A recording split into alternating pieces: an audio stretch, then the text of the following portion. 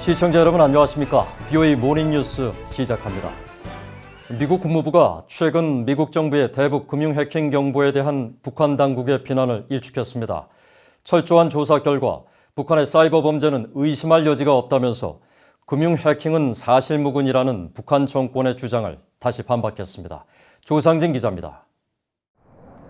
미국 국무부가 최근 미국 정부의 대북 금융 해킹 경보 발령에 대한 북한의 반발에 대해 또다시 입장을 밝혔습니다.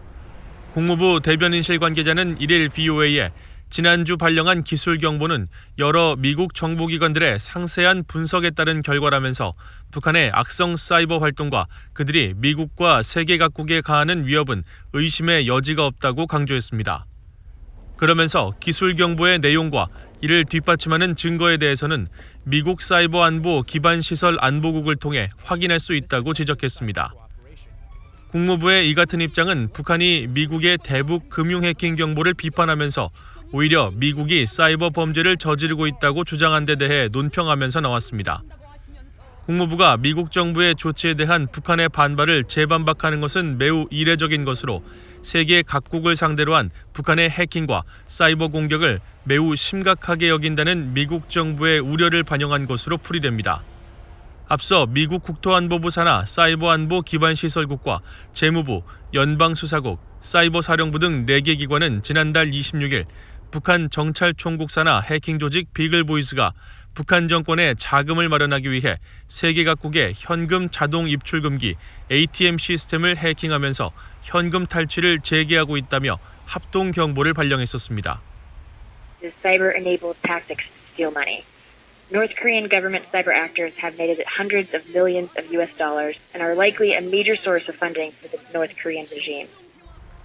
국무부는 이에 대해 이틀 뒤인 지난달 28일 미 정부기관의 기술 경보 발령을 환영하면서 북한의 악성 사이버 활동은 미국과 세계 각국을 위협하고 특히 국제 금융 시스템 안정성에 상당한 위협이 된다고 지적했습니다. 그러자 북한 외무성은 30일 자금 세척 및 테러 자금 지원 방지를 위한 국가조정위원회 대변인 명의의 담화를 통해 사이버 공간에서의 각종 범죄 행위를 반대하는 것은 북한의 변함없는 입장이라며 미국이 사이버 위협을 기정사실화하고 공동 대처한다는 것은 국제적인 대조선 압박 책동을 합리화하는 것이라고 주장했습니다. BOA 뉴스 조상진입니다.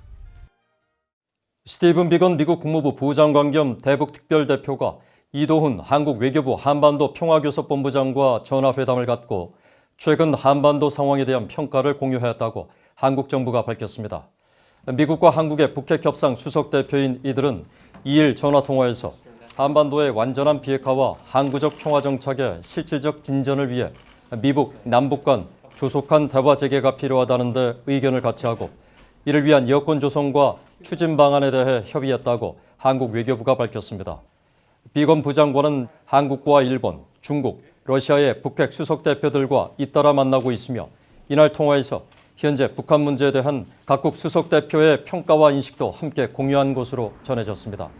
비건 부장관은 이날 최근 취임한 최종건 한국 외교부 제1차관과도 전화통화를 하고 취임 축하 인사와 함께 미얀 동맹의 지속적 발전을 위한 양국의 긴밀한 협력을 강조했으며 최 차관은 한미 간 현안을 안정적으로 다뤄나갈 수 있도록 투명한 소통을 지속하자고 답했다고 한국 외교부는 전했습니다. 미국 국무부와 재무부, 상무부가 부처 합동으로 북한 정권의 불법 미사일 부품 조달을 겨냥한 주의보를 발령했습니다. 특히 북한이 중국, 러시아 등의 제3국 기업과 해외 공간에 파견된 외교관까지 개입한 광범위한 해외 조달망을 이용해서 미사일 부품을 조달한다고 경고했습니다. 지다겸 기자가 보도합니다.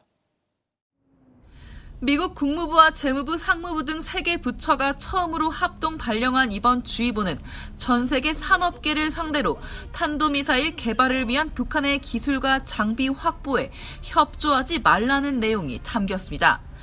주의보는 특히 북한의 불법 탄도미사일 부품 조달에 관여한 주요 국내외 단체 명단과 북한의 탄도미사일 프로그램의 운영과 지원을 위해 사용된 기만적인 수법을 공개했습니다. 북한이 생산할 수 없는 탄도미사일 관련 부품을 해외 생산품에 의존하고 있으며 부품 조달을 위해 해외의 광범위한 조달 중개망을 이용한다는 것입니다. 중계망에는 북한의 해외 공간이나 무역사무소 내 북한 관리들뿐 아니라 제3국 국적자와 외국 기업까지 동원된다면서 북한 당국이 중국과 러시아 단체 등 외국 기업과 협력해 외국산 기본 상업 부품을 조달한다고 지적했습니다. 국무부 등 부처합동주의보는 이어 불법 조달에 관여하는 해외 기업들은 제조업체와 유통업자에게 실제 최종 사용자를 숨긴 채 물품을 구매할 뿐 아니라 북한으로 배송하기 위해 구매품을 통합하고 재포장한다고 밝혔습니다. 아울러 이 해외 조달 기업들은 민감한 품목의 수출 문서에서 상표를 잘못 표기해 전문 자재를 상업적으로 널리 이용 가능한 범용 품목으로 허위 신고하고 있다고 지적했습니다.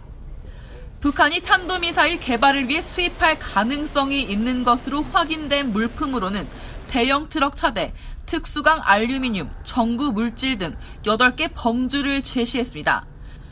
그러면서 미국 내는 물론 제3국의 관련 산업 이해 당사자들은 법적 요구 조건 준수를 보장하고 제재 위반 위험을 완화하기 위해 주의보에서 제시된 북한의 불법 조달 활동과 기법을 숙지해야 한다고 강조했습니다. 북한의 탄도미사일 관련 부품 조달에 관여한 주요 북한 기관의 명단으로는 북한 군수공업부, 조선광업개발무역회사, 국방과학원 등 6곳이 명시됐습니다. 모두 유엔 안보리 대북 결의에 따른 제재와 미국 행정부의 독자 제재 대상입니다. 부처합동주의보는 이어 미국은 전자화학, 금속, 금융, 물류 등 관련 업계들이 북한의 불법 탄도미사일 부품 조달 시도를 감지하고 좌절시키는 데 있어 최전선에 있다면서 관련 업계의 적극적 대응을 요구했습니다.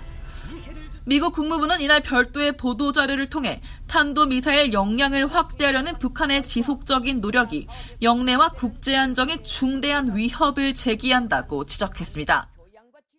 그러면서 북한의 탄도미사일 관련 조달을 부주의하게라도 지원했다간 미국과 유엔의 제재 대상이 될 수 있음을 알아야 한다고 경고했습니다. 프리뉴스 지다켬입니다. 신종 코로나 바이러스와 같은 비전통적 안보 위협에 대한 세계 각국의 협력을 강조하는 목소리가 높아지고 있습니다. 서울에서 열리고 있는 서울 안보대화 참석자들은 특히 미국과 중국을 비롯한 국제사회가 갈등이 아닌 협력을 통해 현 사태를 풀어나가야 한다고 지적했습니다. 서울에서 정찬배 기자입니다. 국방차관급 다자간 안보협의체인 서울안보대화가 1일부터 서울에서 열리고 있습니다. 참가자들은 코로나 바이러스 감염병과 사이버 테러, 기후변화 등 비전통적 안보 위협이 국가와 국경을 넘어 안보 전반에 걸친 중대한 도전 요인으로 부상하고 있다고 지적했습니다. 특히 2차 세계대전 이후 최대의 인명피해를 가져온 현재의 코로나 바이러스 위기 상황은 국가 안보와 인류의 생존에 실질적인 위협이 될 수 있음을 일깨워줬다고 진단했습니다. 군 의료 분야에서 40년간 근무해온 토마스 컬리슨 미 국제전략문제연구소 CSIS의 국제보건센터 주임은 지난 4월 코로나 바이러스 확진자가 속출했던 미 항공모함 루즈벨트호를 사례로 들며 감염병 사태가 군의 전력 유지에도 상당한 영향을 미치고 있다고 평가했습니다. Lessons learned from the Roosevelt episode were quickly put into practice when a COVID case was diagnosed aboard another ship the following month. Subsequently, the Navy instituted pre-deployment testing and restriction of movement policies now in common to all the militaries. 컬리슨 주임은 특히 코로나 바이러스의 여파로 최근 일부만 실시된 미한 전시작전 통제권 전환 2단계인 FOC, 즉 완전 운용 능력 검증 훈련을 내년에 마무리할 수 있겠느냐는 질문에는 올해 실시하지 못한 훈련을 내년에 보충하기 어려울 것이라며 신중한 태도를 보였습니다. I don't think you're going to make up what you lose, but that's a decision that needs to be made for each individual exercise. 키슈어 마부바니 싱가포르 국립대 리콴유 공공정책대학원장은 코로나 바이러스에 대처하기 위해서는 미국과 중국이 갈등을 벌여서는 안 되며 양국 간 협력을 통한 공동 대처가 매우 중요하다고 강조했습니다. What United States and China should be doing is to set aside their differences and say COVID-19 is my enemy, COVID-19 is your enemy. Let us work together, kill COVID-19, destroy it. because 7.8 billion people are affected by it. 파스칼 보니파스 프랑스 국제전략연구소 소장도 이번 사태가 비전통적 위협에 대한 국제사회의 협력을 평가할 수 있는 좋은 표본이 될 수 있을 것이라며 유럽 국가들도 적극 동참할 것을 권고했습니다. We have been touched in 3 months. All the world has been unified by the COVID-19 pandemic. And for the first time of history, everybody on earth, every single country, fear the same thing. 올해로 9회째를 맞는 서울 안보대화는 한국에서도 확산되고 있는 코로나 바이러스 상황을 고려해 화상 세미나 형식을 통한 비대면 방식으로 진행됐습니다. 서울에서 VOA 뉴스 정찬배입니다. 중국이 최근 북한과 교류를 강화하면서 우호 관계를 회복하고 있으며 북한의 급변 사태가 일어날 경우 군사적 개입을 위한 훈련도 지속하고 있다고 미국 국방부가 밝혔습니다. 국방부는 이를 발표한 중국의 국방안보정책 평가 연례 보고서에서 중국이 지난 2017년 유엔 안보리 대북제재 이행 강화로 조성됐던 북중 간 긴장 관계가 2019년 들어 완화된 것으로 평가하고 중국이 북한의 선박간 불법 환정 문제와 석탄 불법 수입, 무기 거래 활동 등에 대한 대북 제재 이행에 강하게 나서지 않고 있다고 지적했습니다. 또 시진핑 중국 국가주석이 지난해 김정은 국무위원장과 2차례 만난 것을 계기로 고위급 군사 외교도 재개한 것으로 평가하고 한반도의 미군 부재를 목표로 대화와 압박을 모두 포용하면서 미북 회담 재개를 장려하는 이중적 접근법을 취하고 있다고 평가했습니다. 이어 중국 인민해방군이 항공과 육상, 해상, 화학방어 훈련 등 한반도 비상사태에 대비한 군사훈련도 지속적으로 시행하고 있다면서 유사시 북한의 난민 유입을 막기 위한 대북 군사 개입 등도 고려하고 있을 것으로 분석했습니다. 6.25 한국전쟁 당시 북한에 억류돼 강제 노역했던 탈북 국군포로 피해자들이 북한 정권과 김정은 국무위원장을 상대로 2차 손해배상 청구 소송을 제기했습니다. 사단법인 물망초 국군포로 송환위원회는 2일 한국 서울중앙지법 앞에서 기자회견을 열고 탈북 국군포로 이모 씨 등 5명이 북한과 김 위원장을 상대로 민법상 불법행위와 정전협정상 포로 송환 의무 위반 혐의 등으로 모두 6억 원, 미화 50만 달러의 손해배상을 청구했다고 밝혔습니다. 이번에 소송을 제기한 98살의 탈북 국군포로 이모 씨는 6.25 전쟁 참전 후 포로가 돼 51년간 함경북도 탄광에서 강제 노역을 하다가 탈북한 것으로 알려졌으며 또 다른 피해자 김모 씨와 남모 씨, 유모 씨 등도 모두 6.25 전쟁 당시 북한의 포로로 억류돼 탄광 등지에서 강제 노역을 당했다고 송환이 측은 밝혔습니다. 탈북 국군포로들의 북한을 상대로 한 소송 제기는 이번이 2번째로 앞서 서울중앙지법은 지난 7월 탈북 국군포로 한 씨와 노 씨가 낸 손해배상 소송에서 북한과 김정은 위원장이 공동으로 각각 2,100만 원씩 지급해야 한다며 원고 승소 판결을 내린 바 있습니다. 이상으로 VOA 모닝뉴스를 마칩니다. 시청해주신 여러분 고맙습니다.